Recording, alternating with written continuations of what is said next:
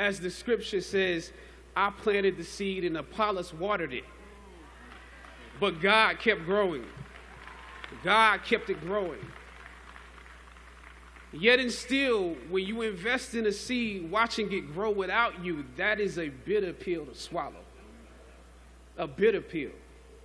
Anybody that's ever been fired knows what I'm talking about. Even if you really don't want the job, when they let you go, it's like any breakup. You act like you don't care. I didn't need that damn job anyway. I didn't need them. But when you have those moments alone, you start to wonder if there was a better way to handle it. And if you could have handled it better, maybe you could help your family. And then before you know it, you're broke. And you find yourself scraping together change just so you can ride the subway so that you can get the next job. And maybe if you could book something else, that would eclipse the feeling of doubt that's building. But it seems like you can't pay them to hire you now.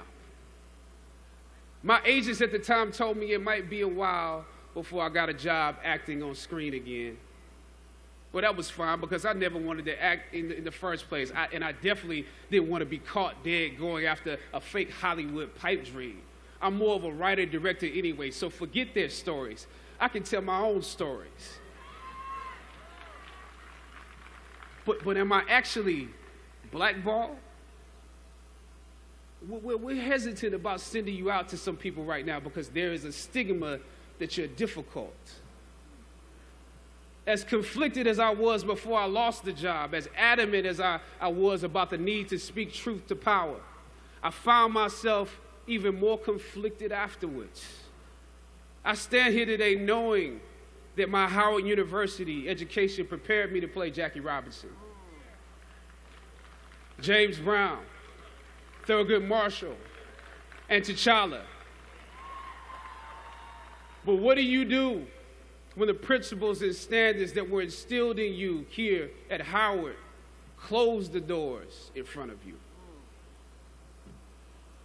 Sometimes you need to get knocked down before you can really figure out what your fight is and how you need to fight it. At some point, my mind reverted back to my experiences here, to the professors that challenged me and struggled against me. Professor Roberts Williams, Doc Singleton, George Epstein, to name a few, the ones that would fail you out of the goodness of their hearts.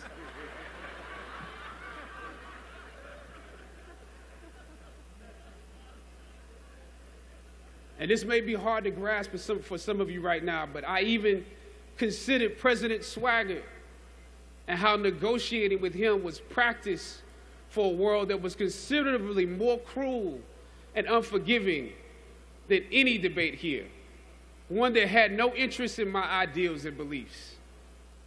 How would I maneuver through all of this?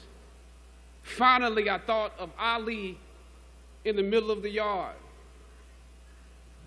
in his elder years, drawing from his victories and his losses. At that moment, I realized something new about the greatness of Ali and how he carried his crown. I realized that he was transferring something to me on that day. He was transferring the spirit of the fighter in me.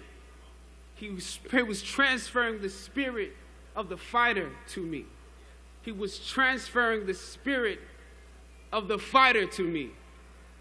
Sometimes you need to feel the pain and sting of defeat to activate the real passion and purpose that God predestined inside of you.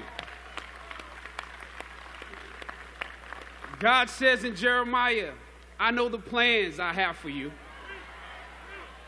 Plans to prosper you and not to harm you. Plans to give you hope and a future. Graduating class, hear me well on this day.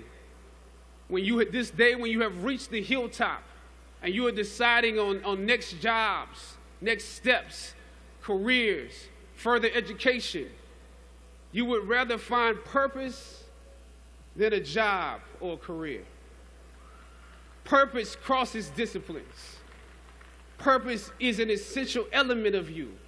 It is the reason you are on the planet at this particular time in history. Your very existence is wrapped up in the things you are here to fulfill. Whatever you choose for a career path, remember the struggles along the way are only meant to shape you for your purpose. When I dare to challenge the system that would relegate us to victims and stereotypes with no clear historical backgrounds, no hopes or talents, when I questioned that method of portrayal, a different path opened up for me. The path to my destiny.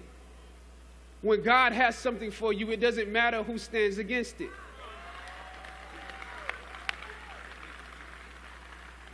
God will move someone that's holding you back away from a door and put someone there who will open it for you. If it's meant for you,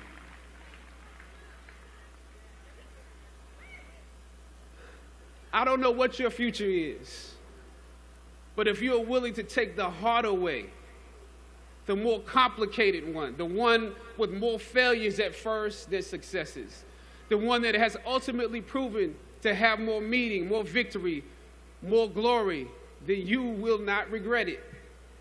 Now, this is your time.